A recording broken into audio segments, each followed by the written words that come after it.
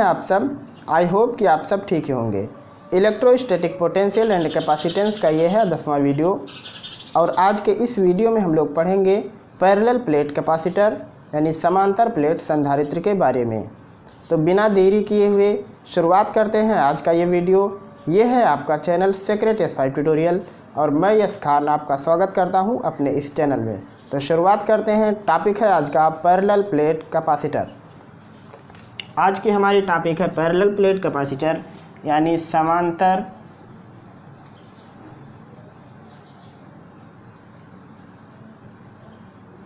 Plate संधारित्र। हमने इससे पहले जो कैपेसिटर पढ़ा था वो था गोलीय संधारित्र। तो सबसे पहले हम लोग देखते हैं कि आखिर वजह क्या थी जो गोलीय संधारित्र जो था उसकी जगह पे हमको पैरेलल प्लेट संधारित्र पढ़ना पड़ता है।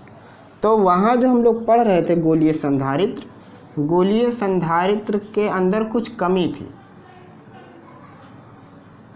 कमी क्या थी कि गोलीय संधारित्र जैसे मान लो ये है, अगर हम एक बनाएं स्फेरिकल कैपेसिटर तो सोचो इसका जो इलेक्ट्रिक फील्ड होगा इस साइड होगा, ऐसे बाहर ही तो निकलेगा इस प्रकार से। तो ये जो इलेक्ट्रिक फील्ड एकदम बाहर जा रहा है ये कहाँ जाके ख़त्म हो रहा होगा, लगभग इन्फिनाइट पे जाएगा। तो ये इलेक्ट्रिक फील्ड चारों तरफ बाहर जा रही है। तो हम लोग ऐसा कह सकते हैं कि जो गोलीय संधारित्र है इसमें जो एनर्जी है, ऊर्जा है, वो बाउंड नहीं है। इसकी एनर्जी बाउंड नहीं है। सबसे मेन जो परेशानी है वो यही है, क्योंकि जो कैपेसिटर बनाया जाता है वो इसीलिए बनाया जाता है कि इमरजेंसी में जहाँ कहीं भी एक साथ ढेर सारी इलेक्ट्रिकल एनर्जी की ज़रूरत हो तो कैपेसिटर तुरंत दे देता है। तो ये जो है ये एनर्जी बहुत कम स्टोर कर पाता है, यानी कह सकते हैं कि ये इसकी पूरी एनर्जी बाउंड नहीं है, पूरा एक फिक्स नहीं कर पाता है। दूसरी इसके अंदर जो कमी है वो कमी क्या है कि इसकी कैपेसिटेंस बहुत कम होती है। इसकी कैपेसिटेंस बहुत लो होती है। हमने आपको बताया था उसी वीडियो में कि क्यों नहीं फैराड में होता है। वजह क्या था कि अगर इसका रेडियस हम लोग पृथ्वी के रेडियस के बराबर भी ले लें गोलीय संधारित्र का, तब भी कैपेसिटेंस 1 फैराड तक नहीं पहुंचता है। तो इसका जो कैपेसिटेंस है वो भी बहुत लो होता है। दूसरी कमी इसके अंदर है कि यह विद्युत एनर्जी को अपने अंदर पूरा समेट नहीं सकती है, पूरी धारण नहीं कर सकती है। इसलिए हम लोग गोलीय संधारित्र को नहीं पढ़ते हैं। दूसरी चीज़ कि गोलीय संधारित्र को सर्किट में जल्दी लगाया भी नहीं जाता। लगाया जाता है तो पैरेलल प्लेट कैपेसिटर ये वाला लगाया जाता है। तो हमारा जो मेन टॉपिक है वो तो यही है, समांतर प्लेट संधारित्र। तो शुरुआत करते हैं इन्हीं से। समांतर प्लेट संधारित्र में क्या होता है, 2 प्लेटें ली जाती हैं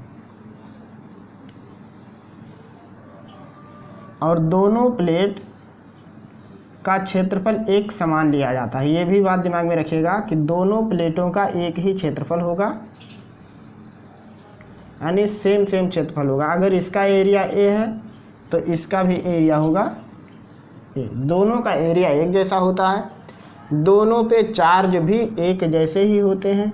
अगर इस पे प्लस Q है तो इस पे माइनस Q। तो ये प्लस Q माइनस Q कब आता है, जब हम लोग कैपेसिटर को किसी बाहरी स्रोत से जोड़ते हैं, जैसे बैटरी हो गया, सेल हो गया, इन सब चीज़ों से जोड़ते हैं। तो होता क्या है कि वो सेल से इस प्रकार से चार्ज ले लेता है, क्योंकि अगर सेल का एक टर्मिनल, जैसे मान लो ये टर्मिनल प्लस है और ये माइनस, तो क्या होगा जब हम लोग इसको इससे कनेक्ट कर देंगे तो इस प्रकार से फ्लो होने लगेगा ऐसे। तो इस पर पूरा नेगेटिव चार्ज छा जाएगा और इस पर पूरा पॉजिटिव चार्ज हो जाएगा। तो इस प्रकार से ये प्लेटों पर प्लस चार्ज और माइनस चार्ज बट जाता है। लेकिन रही बात ये कि हम जो ये लेते हैं पैरेलल प्लेट, जो दोनों जिसके दोनों के क्षेत्रफल समान है, इसके बीच में कुछ डिस्टेंस होना चाहिए। तो ये डिस्टेंस जो होता है ना बहुत ज़्यादा छोटा होता है, क्षेत्रफल के मुकाबले में तो बहुत ज़्यादा छोटा होता है। तो ये जो डिस्टेंस है बीच का, ये डिस्टेंस हद से ज़्यादा छोटा होना चाहिए क्षेत्रफल के मुकाबले में। जो प्लेटों का क्षेत्रफल है उसकी तुलना में यह दूरी बहुत कम होनी चाहिए, नहीं बिल्कुल ऐसा करीब। और दूसरी चीज़, ये जो प्लेटों की लंबाइयाँ हैं अनंत ली जाती हैं। अनंत का मतलब क्या होता है कि क्या इतनी लंबी कि हम ना देख सकें।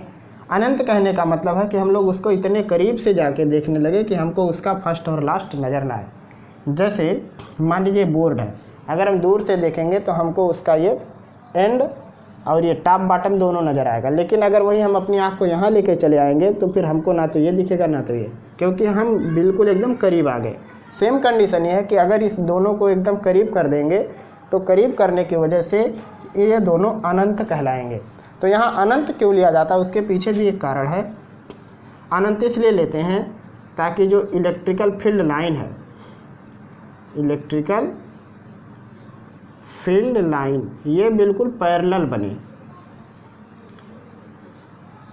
या यूनिफॉर्म भी कह सकते हैं। पैरेलल और यूनिफॉर्म दोनों हो, क्योंकि जब एकदम करीब हो जाएंगी, ये बात हमने पढ़ा था गाउस वाले में कि जब अनंत लंबाई की प्लेन शीट होती है तो उसका इलेक्ट्रिक फील्ड हम लोग एकदम सीधा बनाते थे, क्योंकि अनंत होने की वजह से इलेक्ट्रिकल फील्ड एकदम से सीधी होती है। तो यहाँ इन दो वजहों से इसको हम लोग अनंत लेते हैं और बीच में इसकी दूरी छोटी कर देते हैं। तो ये तो हो गया इसका छोटा सा इन्फॉर्मेशन। और जो बीच में इसके कुछ हम लोग भरते नहीं, क्योंकि इसके अंदर जो डाइलेक्ट्रिक कांस्टेंट है वो एयर होगा, उसकी वैल्यू कितनी होगी, 1 होगी। आने वाले वीडियो में हम लोग पढ़ेंगे कि डाइलेक्ट्रिक कांस्टेंट भरने के बाद भी कैपेसिटेंस में क्या फ़र्क पड़ता है, ये चीज़ हम लोग पढ़ेंगे। तो ये तो हो गया हमारा समांतर प्लेट संधारित्र। अब हमको समांतर प्लेट संधारित्र में सबसे पहली चीज़ जो निकालनी रहती है वो निकालना रहता है इसका कैपेसिटेंस, यानी धारिता। तो समांतर प्लेट संधारित्र की धारिता हम लोग कैसे निकालेंगे, तो सबसे पहले तो पूरा चीज़ लिखना पड़ेगा कि लेट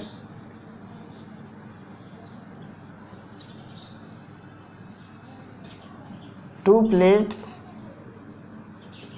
आर, जैसे यहाँ 1 लिख दें और 2 लिख दें, जैसे ये 2 प्लेट हैं। लेट्स 2 प्लेट, मान लीजिए कि 2 प्लेट हैं, आर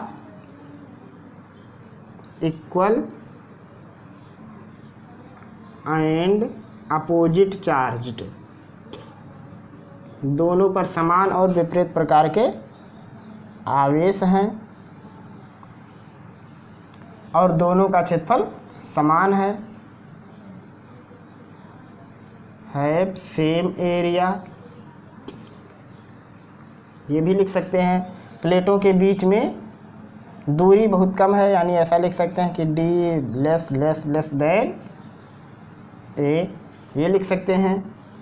इतनी सारी चीज़ लिखने के बाद अब हम लोग इसका क्या निकालने जा रहे हैं, कैपेसिटेंस। तो जो कैपेसिटेंस का नॉर्मल फार्मूला होता है वो क्या होता है,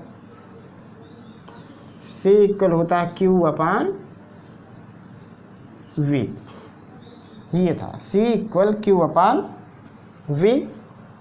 अब ये चीज़ हमने तो पहले ही पढ़ लिया है कि ये जो C इक्वल Q अपान V है, यहाँ पे कैपेसिटेंस ना तो Q पर डिपेंड करता है ना ही V पर, क्योंकि जब कैपेसिटर को बनाया जाता है तो बनाते समय ही C की वैल्यू फिक्स हो जाती है।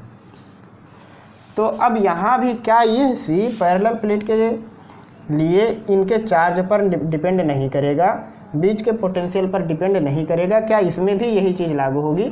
तो करके देखते हैं यहाँ भी।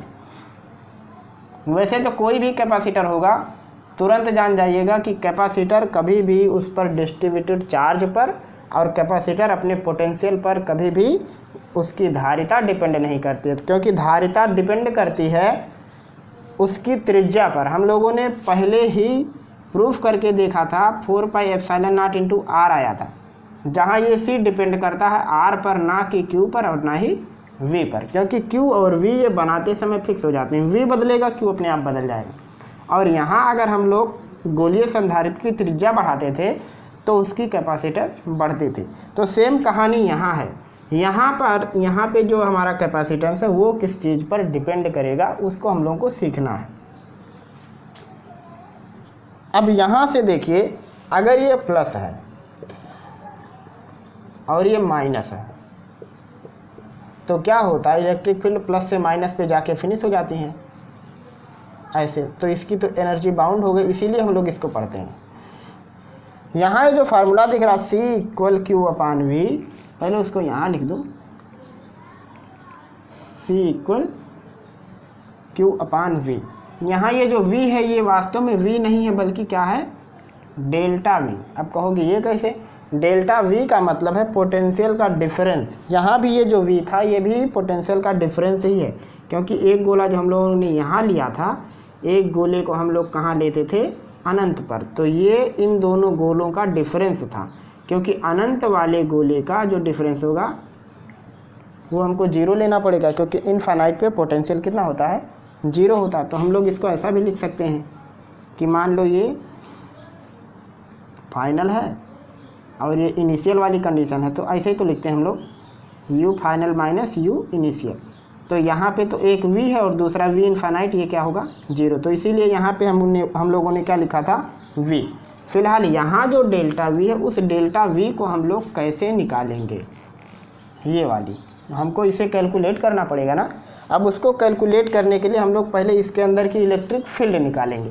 तो इस प्लेट के अंदर का जो इलेक्ट्रिक फील्ड होता है वो इलेक्ट्रिक फील्ड होता है सिग्मा अपान एप्सिलॉन नॉट। दो विपरीत और समान चार्ज के अंदर कहीं भी अगर प्लेटों के बीच में हम लोग निकालते हैं तो कितना होता है, सिग्मा अपान एप्सिलॉन नॉट। तो हम लोगों ने एक रिलेशन पढ़ा था, वो क्या था,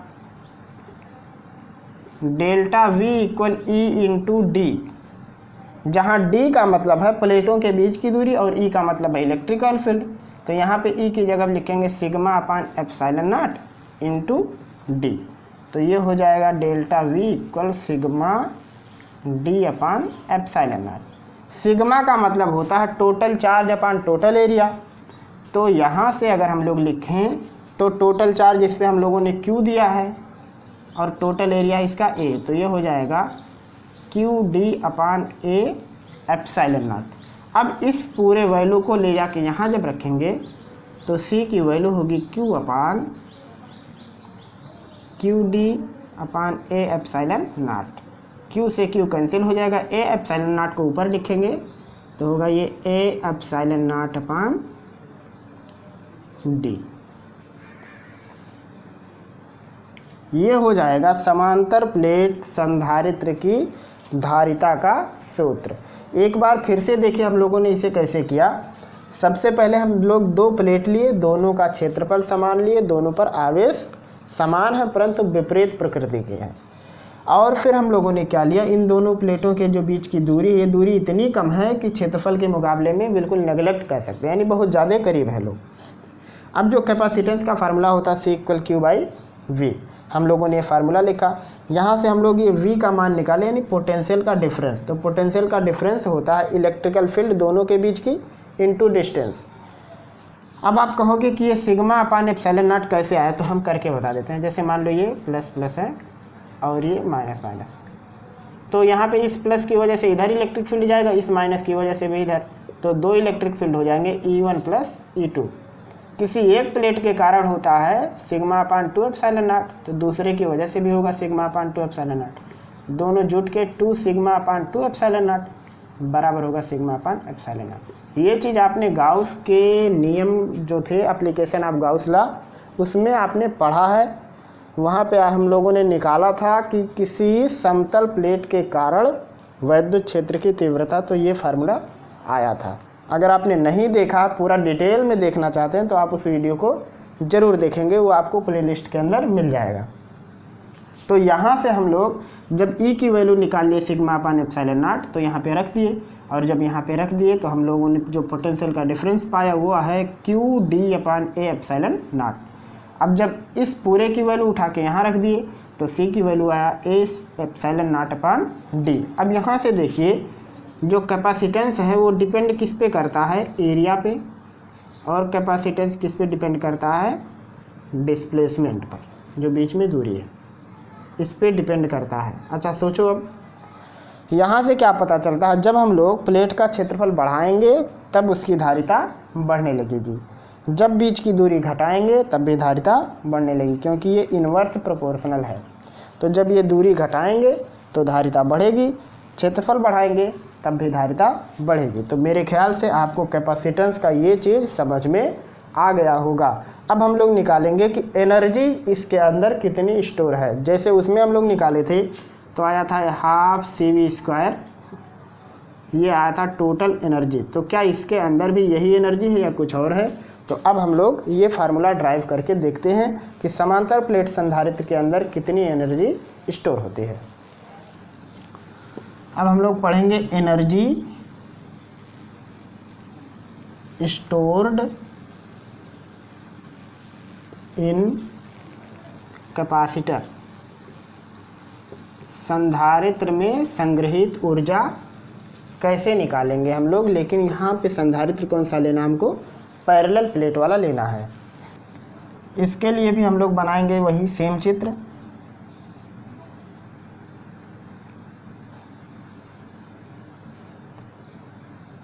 ये बीच की दूरी d ले लेते हैं जो कि बहुत स्मॉल है, एक पे प्लस चार्ज और एक पे माइनस चार्ज, ये प्लस Q और ये माइनस Q। इस प्रकार से यहाँ भी दोनों का एरिया एक जैसा ही हमको लेना है। ये हो गई दो चीज़।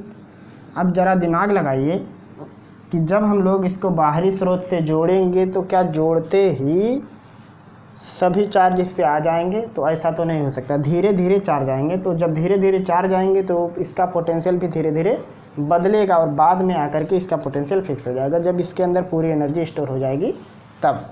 तो ऐसा करने के लिए हम लोग को कुछ काम करना पड़ता है, और वो काम निकालने के लिए हम लोग क्या लेते हैं, इंटीग्रेशन करते हैं किसका,